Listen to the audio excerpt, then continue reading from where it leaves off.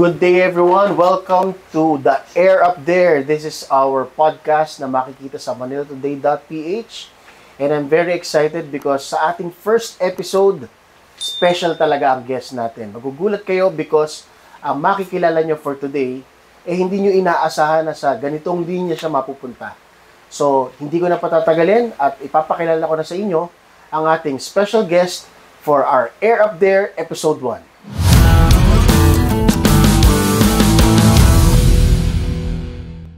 For today, makikilala natin ang isang super fan ng ating hinahangaang Liga ng Bayan ng Philippine Basketball Association o PBA.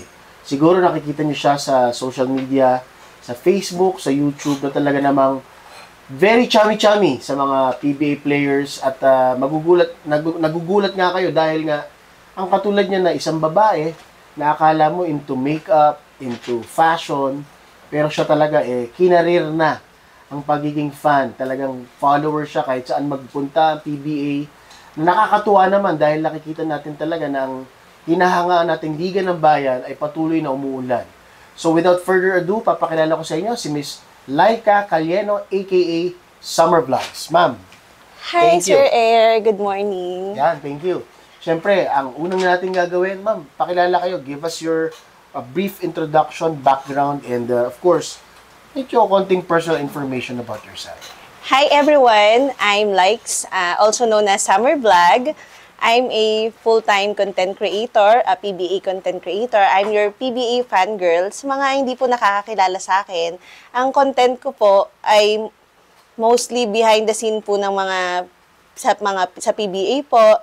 And ang mga kadalasan na nakikita nyo po sa social media na ginagawa kong content ay pakikipag-high five sa mga player, fan interaction, pagpapapicture sa mga players, para makita din natin kung gaano kabait ang ating mga iniidolo ng mga PBA players. Gaya po nun, sir. Wow!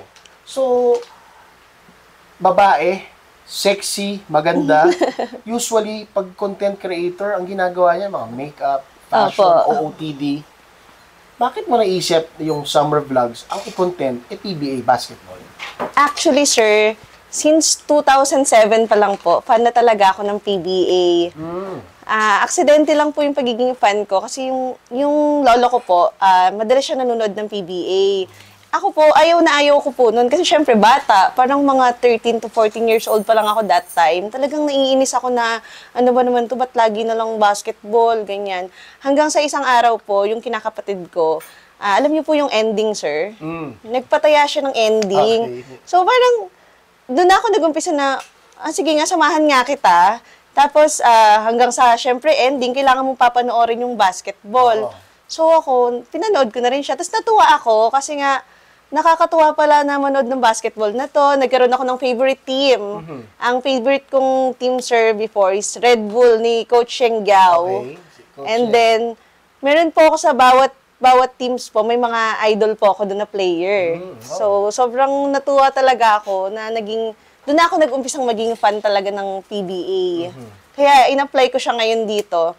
Actually, parang mga 3 years na kaming nanonood ng live, parang pandemic, ganyan. Tapos nag-umpisa kami manood ng live. And then, parang aksidente lang din po talaga yung pagiging content creator ko. Kasi yung mother ko, nagbi-video siya. So, alam mo, sir, yung PBA on tour?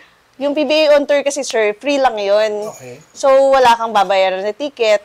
Parang 5 o'clock yung game ng PBA. And then, mga 2:00 pa lang nasa venue na kami. Wow. Kasi nga, since libre lang siya, so paunahan kayo ng seats. So, ang ginagawa namin, gusto namin makapwesto kami sa likod ng bench. Kasi nga, nakakatuwa yun, di ba? Lapit nyo na, tapos libre pa. So, aga kami dumadating. And then, yung mother ko, nagbi-video siya ng mga warm-up, ng mga ganyan. Hanggang sa, nagkaka-views. Sabi ko, wow, may mga 1,000 views, 2,000 views. Sabi niya, pinipilit niya ako na mag-vlog ka, be, sabi niya sa akin. Sabi ko, nakakahiya naman, baka walang manood sa akin.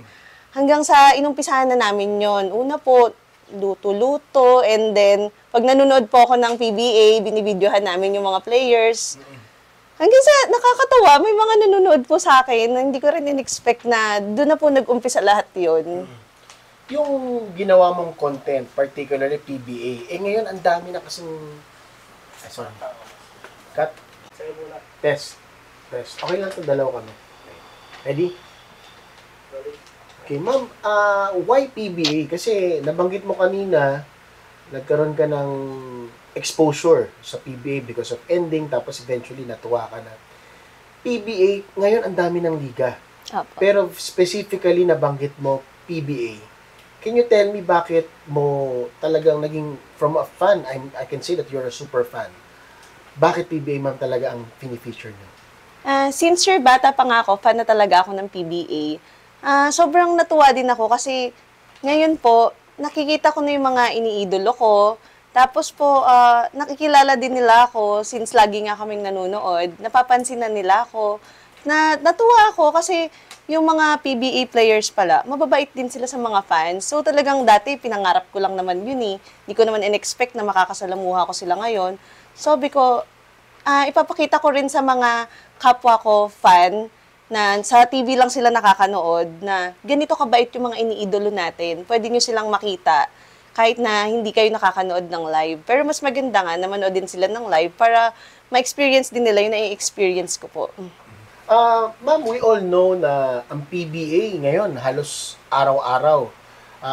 Ang mga days na walang games ay Thursday and Monday.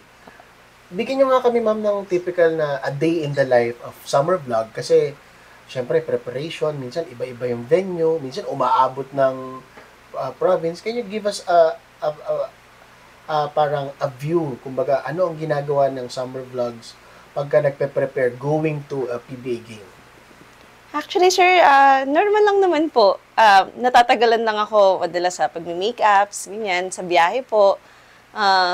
Before kasi talagang nagtsatsaga kaming mag-commute. Then ngayon po, may motor na kami. So talagang yung pagiging fan ko, nakarating na kung saan-saan, sir. Nakarating ng Ilocos, Cavite, Laguna. So sobrang pagka-fan ko talaga na sinusundan ko yung PBA. Ayun po, parang mga normal lang din naman na nagawain ng isang babae. And linawin natin, yung pagiging super fan mo, before, tama ba? Talaga nag-iipon ka para bumili ng tickets? Yes po, opo. Actually, noon hindi ko talaga afford na manood, kaya nangangarap lang ako dati, ilang taon, hanggang sa nung naging parang maayos-ayos naman yung buhay ko, sabi ko, ay why not na ituloy ko yung pangarap ko dati na makapanood ng PBA nung bata pa ako. Hanggang sa, ayan, ngayon, every game ng PBA, nanonood kami, like, lalo na kung may laro yung paborito kong team, talagang pinapanood namin, support kami. Simula umpisa hanggang matapos, mag-aabang pa kami ng mga players sa labas, ganun po. Nice. So, I think siguro dahil sa katayuan mo ngayon, mamaya i-discuss natin na mas maigi. Pero masasabi natin, nagbunga yung pag-i-invest mo sa panonood ng PBA. So, ma'am, nabanggit nyo kanina may favorite team kayo. Sino favorite team nyo tsaka bakit? Ay, sir, hindi naman obvious sa suot kong damit ngayon kung ano yung favorite kong team. TNT Tropang Giga po yung paborito kong team. Nag-umpisa po yan, sir, kasi nga before, Red Bull yung paborito kong team. And then sabi ko nga sa inyo, bawat team may sinusuportahan ako. At ang pinaka kasi sinuportahan ko nun, sir, si Kelly Williams po. Wow, si Kelly. Since 2006, nung na-draft siya, 2007, hanggang sa nagtuloy-tuloy. Hanggang sa, and then Joseph Yeo po, ng Santa Lucia din. Idol ko rin yan, Jan Arrigo. Ninja. Yes po. Tapos si Jan Arrigo, kaso nawala na rin kasi sila sa PBA ngayon. Tapos ang natitira talaga si Kelly. So, nung nalipat na po siya sa TNT, doon ako nag-umpisang maging solid fan ng TNT Tropang Giga. Si Kelly Williams, I think over the years na fan ka niya, I'm sure meron na kayong parang friendship na... Yes, sir. Kwento mo nga kung paano yun. Kasi yung iba, kala nila PBA players, hindi mo ma-reach. Opo. Pero ito, minsan nakikita namin sa content mo na talagang kung naiiyakap paano kayo, ko na sila. kung paano kayo mag-usap. Sige nga ma'am, tell us something about it. Actually po, ang hindi alam ng marami, si Kelly Williams po, parang seryoso lang siya sa court lagi, parang gano'n, magaling maglaro. Pero sobrang bait po talaga. Sa lahat po ng PBA player, siya po yung talagang concerned siya sa mga fan niya.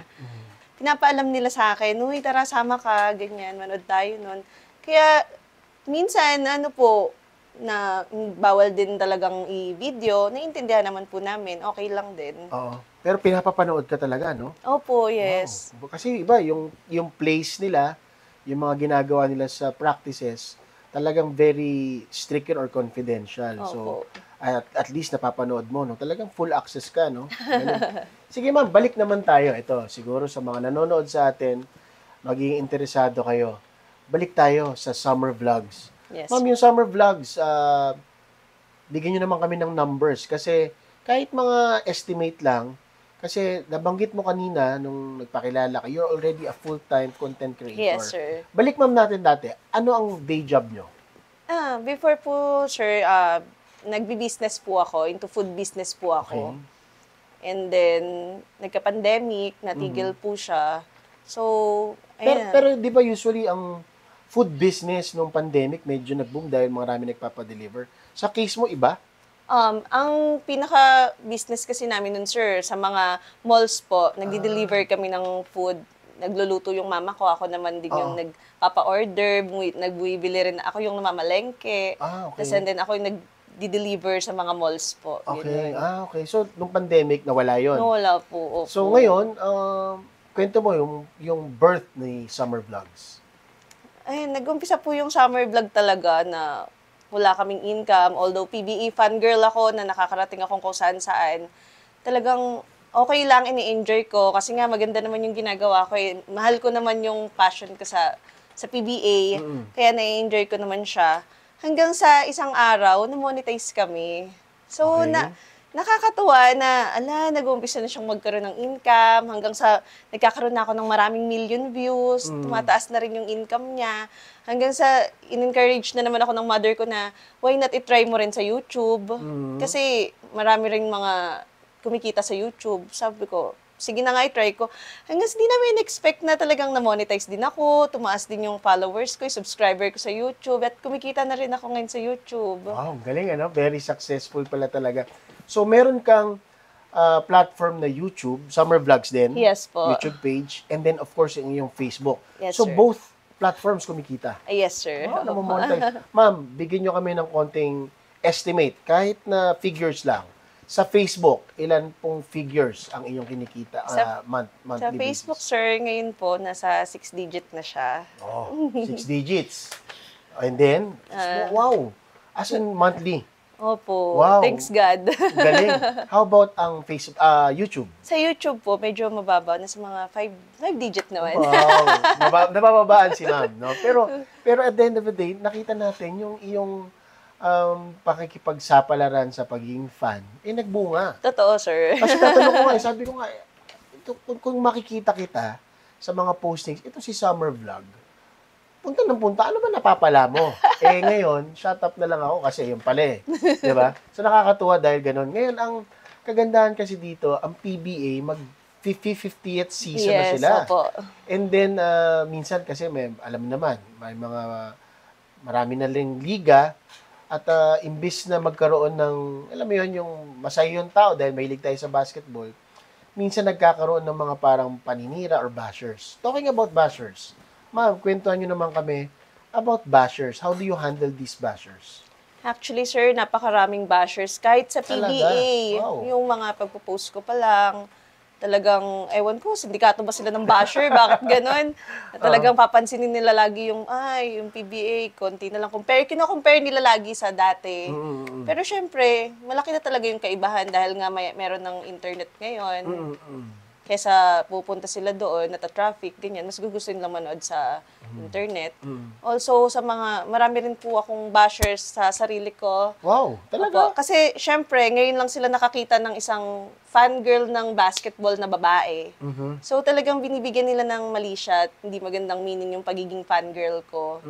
Like yung pakikipag high five. Kasi, syempre, hindi yun usual eh. Yung babae makikipag high five. Yes, yes. Opo. Kadalasan, mga lalaking nakikipag high five lang. So, ayun, madami. Nung una nga, sir, talagang nasasaktan pa ako, umiiyak ako, inaatake ako ng anxiety ko, na buong araw, iisipin ko na nilalait nila ako. Ano bang ginawa ko sa inyo? Bakit niyo ako nilalait ng ganyan? Wala naman akong masamang ginawa, ganun. Pero, talagang umaabot pa sa level, sir, na talagang tina-trash talk nila ako ng masama. Gumaganti ako minsan, talagang, kasi nga sobrang nasasaktan ako, hindi naman ako ganun, ba't ganyan yung sinasabi niyo sa akin? Hanggang sa dumating sa point, sir, na last month, kasi nga, nakaka-receive din ako ng mga death threats, ganyan. Talaga? Wow. Opo, sobrang, ewan ko bakit ganun kasama yung mga bashers minsan, umabot na sa puntong ganun. Parang naisip ko na, sige na nga, baka wag ko na nga lang silang sagutin din ng level nila. Sabi ko, Yun. parang, naayos na ako ngayon sumasagot po sa mga bashers na talagang nagti-thank you pa ako sa kanila, Okay. nag-God bless you pa ako sa kanila. Minsan po, hindi na sila nagre-reply. Gusto talaga nila manggalit, eh, no? Oo, Doon gusto sila nung- nag-engage. Na-realize ko na nang-aasar pala sila ng aasar kapag ka in-search sila ng gano'n, mag-aasar din sila. Hanggang di matatapos. Unlike po kapag ka nag-thank you ako, nag-God bless you ako sa kanila, nang magalang yung sagot ko, hindi na sila nakaka-reply. Ganun pala yung ano, And I think po, mas binibless ako ni Lord sa mga nare-receive ko na blessings nung ginawa ko yun na hindi na pumapatol sa mga bashers. Oo nga, talagang mas focus na lang. Ma'am, sa dinami-dami ng mga naging content nyo sa summer vlogs, nakikita ko, nag-high five kayo, nagpapapicture kayo, mga highlights. Ano yung content na nilagay nyo na talagang maraming engagements, may million views na mabilis lang? Ano yung mga contents na yun? Tsaka, bigyan nyo kami ng top 3 na memorable contents nyo. Okay. Ang pinaka-memorable na video na nagawa ko, sir, eto sir, nag-reach siya ng 12 million sa Facebook Wow! at 23 million sa YouTube. Aha, ano to? Actually, high five lang din po siya together with sa daughter ni Idol Kim Aurin, yung TNT player din po. Okay. Hindi namin din yun tinano. Talagang yung baby po kasi siya. Tsaka si Kim Orin is parang bagong player lang, no? Hindi siya Apo, katulad ng mga matatagal ng... From Ginebra Oo. po siya, 3x3, and then sa Ginebra. Tapos po, napunta siya ng TNT. Naging friend ko din po yung asawa niya. Okay. So talaga naging close kami. And then si Baby Stacy, parang normal lang na nag-aabang siya kay daddy niya, nalalabas sa dugout. Tapos po, kasama niya ako, sabi ko, tara, videohan mo ko, ganyan. Sabi ko, nag-high five kami. Kasama mo yung si Stacy. Si Stacy, tapos wow. Baby Stacy. Hindi namin in-expect na talagang grabe yung million views niya na 23 million views sa Wow. YouTube na umabot na siya sa iba't ibang bansa, sir. Grabe. Ganon, oo. Mga may South America, Peru, America. Talagang hindi namin in-expect na nagustuhan nila yung content na yon. Mm. Kaya parang doon ako nagkaroon ng thinking na, wow, so talagang natutuwa yung mga tao kapag nag-high five. High five. So, Opo. yun yung isa sa top 1. Eh, yung two more, magbigay ka pa, yung mga practices, ano pa yung natatandaan? Actually, most of the talagang marami akong views na lagi nag-million views pa picture sa player. Talaga? Talaga, no? Opo, wala pang mintis yun. Parang laging million views yun, sir, Oh. pag nagpa-picture sa player. Hindi ko alam kung anong meron, kung naabangan nila, kung anong magiging reaction ng player. Pero kasi binabash kasi nila ako din doon. Ayun po. Yung nakikita ko kasi, yung minsan, yung mga PBA players galing sa dugout, syempre Yes po. game face yan eh. Opo. Ikaw ba? Or baka sa'yo lang? Or pati sa ibang fan, nagpapapicture sila, nag-a-appear sila? Kwento mo naman, kasi baka kay Miss Likes lang, or kay Summer Vlogs, nagpapapicture lang yan, kasi maganda, kilala, baka sa ibang fan, suplado. Can you tell us something about it? Actually, sir, ngayon, gumagawa na rin ako ng fan interaction na hindi ako kasama. Binibidyolan ko lang po yung mga player kapag marami nagpapapicture sa kanila, Wow. nag-i-entertain sila ng mga fans, na nag-autograph sila. May mga compilation na po akong ganun ngayon, like Jamie Malonzo. Sobrang maraming mga RR Pugoy. Ang dami natutuwa rin sa kanila, Jason Castro. Sobrang natutuwa rin yung mga fan na, wow, ang babait pala nitong mga idol namin na to the point, sir, na maraming mga fan din ngayon na nagme-message sa akin na iba't ibang lugar pa sila like Pampanga, Bulacan, Davao, Leyte. Okay. Talaga, minsan kasi, sobrang dami po kasing nagbe-message sa akin. Yung mga ganun po na talaga napaka-importanting message na nagtatanong sila kung magkano yung ticket ng PBA, Oo. kung saan ba mabibili. Nire-replyan ko sila. Nagugulat na lang ako, talagang i-approach nila ako. Dadating sila, hi, ako yung nag-message sa'yo. Oh. Galing pa akong Leyte, ganyan. Sabi niya. Talaga? So, pumupunta sila, no? Yes po. Tapos minsan nagpapasi sa akin, tulungan mo naman ako. Gusto ko kasing magpa-picture din sa player, ganyan. So marami rin pong natutuwang mga fans sa mga video ko na nakikita kasi nila na approachable din pala ang mga PBA players. Opo. Galing. Kasi yung mga post mo, no, hindi naman siya yung typical na ini-interview mo sila na parang broadcast. Kumbaga Opo. parang ang point of view mo is really as a fan. Yes, No? opo. At siguro kaya masasabi mo na parang nakaka-relate yung mga tao na namimiss ang PBA pero wala sila Opo. at parang ikaw yung nagbibigay daan doon. Can you discuss that? May mga nabasa nga rin po ako na mga nagtatanggol sa akin sa mga basher na natutuwa sila kasi nga mga behind the scene yung nakikita nila, hindi usual na pinapalabas sa TV. Yung like, yung mga player, nagyayakapan sa mga kapwa nila player, natutuwa sila sa isa't isa. Tapos po yun nga po, yung mga, sa mga fans, na sobrang babait din pala talaga ng mga players sa fans. Actually, may isang team nga akong nakita, yung Meralco, nung nakaraan. Grabe silang mag-interact sa mga fans nila, niyayakap talaga nila yun, na talagang sobrang close nila, kinakausap pa nila yung mga fans nila. Hindi ko pa siya na-upload pero Wow, ine-edit ko exciting na yun. rin Opo. Sige. As a fan ng PBA, siguro yung mga, ikaw, follower ka ng TNT. Opo. Kaya alam naman natin, medyo madami yung mga Barangay Ginebra, San Miguel, Yes. etc. As a fan, what do you think ang kahalagahan ng pagkakaroon ng, I'm sure umattend ka na sa mga fans day, etc. Gaano kahalaga na ang mga players nag-i-interact sa fan? Regardless, kasi di ba, tulad na nabanggit ko, may isang player lalabas sa dugout, game face, pero pag nakita ka appear, uy, ngingiti. Di ba, alam nga namang, ready na ako. Tapos, pagka-appear, hindi pwede kasi babae. So, ano yun? Anong kahalagahan nun? And do you think, hindi naman, kumbaga, hindi naman nakakatanggal ng focus sa kanila pag may mga fan? Can you tell us? Kasi, ikaw talaga yung nandun Bigyan mo kami ng konting insight about it. Actually po, para sa akin, yung ibang player, mas nai-inspired pa sila na maraming fan na nag-aabang sa kanila, na nagpapapicture sa kanila. So, parang minsan nakafocus sila, pero pag nakakakita kasi sila ng mga fan, natutuwa rin sila, ngingiti sila Pero may mga ibang player talaga din na seryoso lang sila. Like yung high five ko, sir, maraming nag-aabang doon dahil inaabangan nila kung sino ba yung hindi a-appear. Okay. Actually, kaya nag-million views din yon. Ganun. Parang titignan lang kung sino suplado. Opo, kung sino laging nakangiti. Oo. Tapos sabi, wow, like si Perkins na talagang, oh, high five! Tapos nakangiti pa siya, ganyan. Natutuwa sila doon. Tapos merong isang PBA player na parang nonchalant lang, duman lang, tapos halos ayaw umappear. Ayun, yun, kino-comment nila, ganyan. Ayun po, siguro, mahalaga din talaga na, yung pakikipag-interact nila sa mga fans. Natutuwa rin yung mga fans talaga. Okay. So, kanina, nalaman natin, nagbanggit ka ng, kumbaga parang na-earn mo as a super fan ng PBA. Banggitin natin, ano ba yung mga perks ng pagiging isang super fan? At ngayon, kung dati bumibili ka ng ticket, nag-invest ka, na natuwa naman sa'yo ang PBA, can you tell us something about yung mga perks na nakukuha mo ngayon? Actually, sir, yung perks ng pagiging isang PBA fan, kung i-recall ko lang yung mga dating naganap sa amin dati, na ilang taon kaming nanonood talaga, bumibili kami ng ticket. Dati noon, sa taas pa kami nanonood, sa lower box pa kami bumibili na lang. Kasi madalas sold out talaga kapag Ginebra yung laban. Wala ka nang mabibiling ticket. So, nagtsatsaga kami kahit sa lower box lang kami nanonood. Ngayon, talagang nasa na kami nanonood, sa courtside, sa mga patron. Kasi nga, libre na rin yung ticket po na nagkaroon ng pagkakataon na nakilala ko po si Sir Aldrin at dumating sa point na pinakilala niya po ako kay Commissioner Willie Marshall. Grabe, para sa akin po, achievement ko po yun na makilala ko si Commissioner.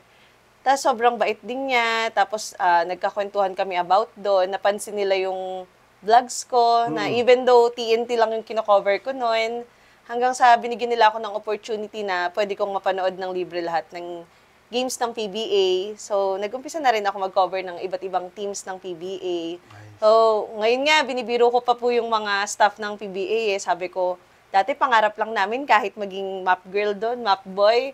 Ngayon, nanonood na kami dito sa courtside. Kitang-kita na namin sila. Yung mga player, nasa likod ko na lang. Kung dati nakikipagsiksikan kami, makapag-picture lang sa mga player, mag-aabang kami todo. Ngayon, nakakasabay ko na lang sila maglakad. Sobrang saya sa feeling po. Ma'am, medyo bigyan natin ng konting espasyo si Commissioner Willie Marshall. Kasi as you all know, ang trabaho niya mahirap dahil Yes. ang daming bumabati ko sa kanya. Siguro, ma'am, as a fan, Ano yung nakikita nyo talagang pagkatao ni Sir Willie Marcial na talagang ang dami niyang hinaharap sa pag-handle ng PBA para mapaganda to, lalo na mag-50 years na ang PBA? Actually po, sir, si Commissioner dati pa, nakikita ko na rin na sobrang dami niyang basher. Dahil nga sa PBA, yung pamamalakad sa PBA. Pero ako, never ko po siyang binash kahit walang ano pa, walang bias or something. Never ko pong binash si Commissioner kasi nga nakikita ko rin naman na mahirap din naman talaga yung ginagawa niya para sa PBA na nag-iisip naman talaga sila ng ikagaganda ng PBA, like yung 4 points na binash nila. Pero so far, tingnan mo, ngayon, exciting naman eh. Exciting talaga siya, naaabangan mo kung makakashoot ng 4 points, di ba? Pag Oo. pumunta na doon sa 4-point line, tapos, ayun, nakashoot ng 4 points. Kumbaga, na-adapt na rin ng mga tao eh. Noong una, ayaw nila. Pero ngayon, natanggap na nila. Mahirap po maging commissioner. Kung ilalagay mo yung sarili mo doon, di ba? Mahirap din. Kaya, makikita mo si Commissioner Willie, parang seryoso lang, tahimik lang, pero mabait din po talaga siya. Nice. Sige, ngayon naman, as a fan, not as a vlogger, ano yung pinaka-memorable mo about PBA?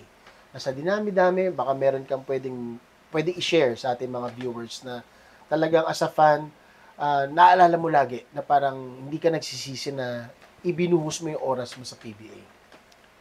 Kunyari, interaction with the player, interaction with the team manager.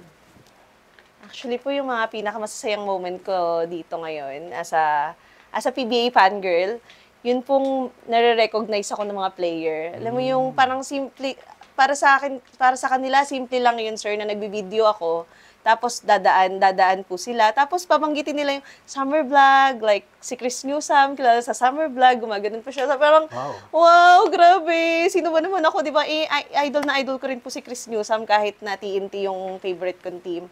Tapos like, mati mga ibang player, Andre Caraco, tapos marami pa pong iba na sobrang nakakataba ng puso na simpleng ganun lang yun, babatiin lang nila ako pero ang sarap sa feeling. Tapos po yung mga ibang players na nabibigyan na rin ako ng jersey nila. Di ba? Wow. Like Kelly Williams po. Tas yung idol na idol ko po, Baka nayayakap naman ko na. yung mga jersey, dinadala mo kay Boss Toyo. Ay, hindi po. Talagang iti-treasure ko yun, sir. Kasi pangarap ko yun nung bata pa ako eh. Wow, galing. Tapos po, ang pinaka-memorable din na moment ko is yung nag-travel kami para manood ng PBA papuntang Candon, Ilocos Sur. Okay. Talagang Ang layo, ah. Yes Ilang hours po. ang inabot ng travel nyo? 6 hours? Aha, 6 wow. hours, sir. Tapos nag-commute lang kami. Wow. Nag-bus Galing kami naman. doon. Actually, ano pa noon, nalanganin pa yung pera namin. Tapos po, wala akong inaasahang ticket na, kasi po ang talagang nagbibigay sa amin, before bumibili po kami ng ticket, di ba? Hanggang sa nakilala po namin yung asawa ni Kim Aurin, si Miss Trisha Josh. So, may mga sobra siyang ticket ng TNT. Binibigyan niya kami. At that time po, hindi siya kasama kasi dun sa Candon. Okay. So, wala po kaming parang ina-expect na ticket kasi busy rin si Kim Aurin. Sabi, ang mahal pala ng ticket sa Candon, ng 2,000. Wow, okay. Sabi ko, tapos parang inamasahin na tayo, papunta pabalik. Sabi ko, paano na to? Gusto ko manood.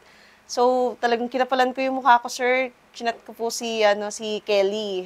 Okay. Si Kelly Williams. Kahit po, parang nakakatakot, nakakahiya. Kasi first time kong manghingi ng ticket, di ko naman ugaling manghingi ng ticket talaga eh. So, ayun po, nagulat naman ako, nag-reply siya. Tapos sabi niya, ilan nga, ganyan. So, sobrang memorable sa akin yon. Tapos nanalo pa yung TNT that time. So, para sulit na sulit tong travel namin. Very successful na yung pagiging iyong content creator. Ang tanong ko naman sa inyo, ano ang mabibigay yung advice sa mga katulad mo na gusto ring, well, ikaw established ka na, pero yung mga katulad mo na gustong sumunod sa yapak mo, na, pinagdaanan yung pagkakaroon ng mga bashers, Apo. pagkakaroon ng mga challenges sa pagbili ng ticket, at yun nga, yung hindi nawawala yung passion, lalo na sa PBA, na kahit negative ang mga mangyari, hindi nawawala yung pagmamahal sa PBA. Ano yung pwede mong ibigay sa kanila na gusto maging content creator ng PBA? Ang may advice ko lang po, sundin nila kung ano yung gusto nilang gawin sa buhay. Like, kagaya ko na mahal ko talaga ang PBA simula bata pa ako. So, gustong-gusto ko siya na panoorin at hindi ko naman din ina-expect na dito rin ako magkakaroon ng source of income. So, ituloy-tuloy lang din nila. Lahat naman tayo nag-umpisa sa wala. Nag-umpisa ako sa 0 followers hanggang sa ngayon. Meron akong 172,000 followers. Hindi man siya malaki, pero matutuwa ka naman kasi ang dami na ring views. At the same time, nag-i-income ka na rin. Tuloy-tuloy lang po nila kung ano yung gusto nilang gawin. Mag-try lang silang mag-content din. At syempre po, dapat mga puro good din yung i-content nila. Like, hindi yung mga paninira po. Kasi maraming iba, para sumikat lang naninira po sila. So, ma'am, parting message naman sa mga fan ng PBA na talagang 50 years, talagang from their daddy, from their lolo, napasa na sa kanila yung hilig sa basketball, lalo na sa PBA. Ano naman yung magiging parting words or message para sa kanila? Sa mga PBA fans din na kagaya ko, patuloy lang din natin suportahan ng minahal nating liga simula noon hanggang ngayon. Lalo pat, mas nagiging exciting ngayon ng mga laban sa PBA, kagaya nitong parating na playoffs, dahil hindi lang malalakas na team ang aabangan natin, kagaya rin ng mga independent teams. Kagaya nung ngayon, nalaglag yung SMB after 10 years na paghahari nila, di ba? Ngayon, ang mga nasa mataas na standing ngayon, Northport, at iba't ibang team pa. At ini-encourage ko po kayo na manood din ng live para mas ma-experience nyo rin yung live action, yung panonood na mas exciting, makakapag-cheer kayo sa inyong mga paboritong team, at magagawa nyo rin yung kagaya ng ginagawa ko, pag-picture, pag-high five sa mga players, para makita nyo rin na mabait din talagang ating mga iniidolo na PBA players. At yan na nga po ang ating first episode para sa ating Air Up There podcast dito sa manilatoday.ph. Gusto ko magpasalamat kay Miss Laika Calieno, aka Summer Vlogs, sa pagbisita at pag-share niya ng kanyang experience bilang isang PBA superfan na I'm sure marami kayong natutunan, marami kayong nalaman. At sa mga susunod na mga games at makikita niyo si Miss Likes or Summer Vlogs, feel free kasi pwede kayo magpa-picture sa kanya. Pwede rin kayong magpasama sa kanya, magpapa-picture sa mga PBA players na talaga namang mababait. I'm sure even coaches, even si Commissioner Willie Marshall, talagang yung mga nagkakaroon ng mga agam-agam na suplado, siya na po ang nagsabi na hindi.